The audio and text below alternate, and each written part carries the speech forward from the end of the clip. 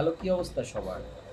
রেদন রনির সিনেমা দমের first look বের হয়েছে। সিনেমাটি মুক্তি পাওয়ার কথা ছিল 2026 সালে, পরে সেটি পিছিয়ে 2026 সালে ঈদে মুক্তি দেওয়া হচ্ছে।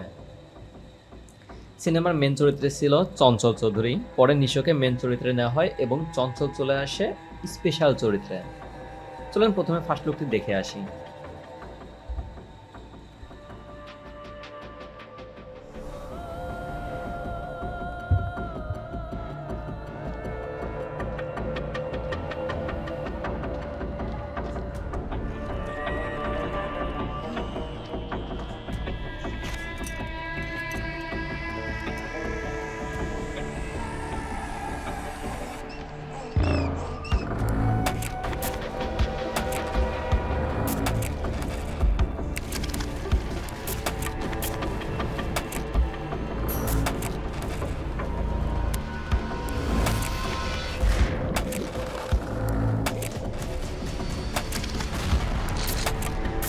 আমি শাহজাহান ইসলাম নূর, বাংলাদেশি মুসলমান।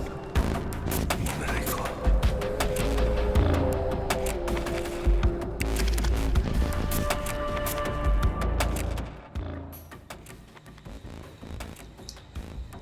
অসাধারণ, জাস্ট অসাধারণ। প্রথমে পোস্টারে আমরা দেখতে পারি গাধার সামনে একজন মানুষ, চোখ বাঁধা।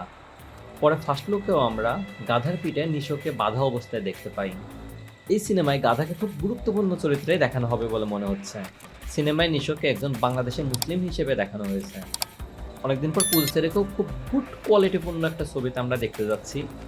চঞ্চল চৌধুরী বরাবরই অসাধারণ এবং নিশো তো আছেই। সিনেমার সাউন্ড, লাইটিং, সিনেমাটোগ্রাফি সব কিছুই দুর্দান্ত। অনেকেই সিনেমার কিছু সিন গোট লাইফের সাথে মিলাচ্ছে, কিন্তু আমরা আগেও দেখেছি তুফান এবং সুরঙ্গর কিছু সিন অন্য মুভির সাথে মিল থাকলেও পরে কাহিনী পুরোপুরি ভিন্ন। আশা করি দমের ক্ষেত্রেও সেটাই হতে যাচ্ছে। সিনেমার ফার্স্ট লুকে এক্সট্রা কোনো ভিএফএক্স নেই, সিম্পল কাট, জাস্ট অসাধারণ। আশা করি ফার্স্ট লুকের মতো সিনেমাটাও সবাই উপভোগ করবে। টাটা।